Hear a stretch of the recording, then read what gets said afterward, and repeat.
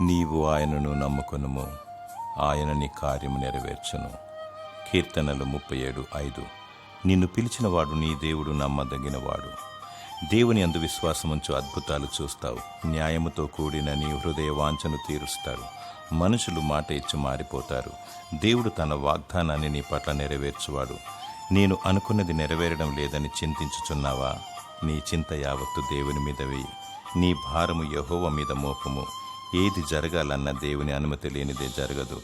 దేవుని చిత్తమే నెరవేరును. నీవు పిల్లలను గూర్చి ఇల్లు కట్టాలని, నా వారు రక్షణ పొందలేదని, నేను ఆత్మీయముగా బలహీనముగా ఉన్నానని, నాకు రావాల్సిన డబ్బు రావడం లేదని ఆలోచిస్తున్నావు. ప్రతి కార్యాన్ని దేవుడు తన చిత్తము చొప్పున జరిగిస్తాడు.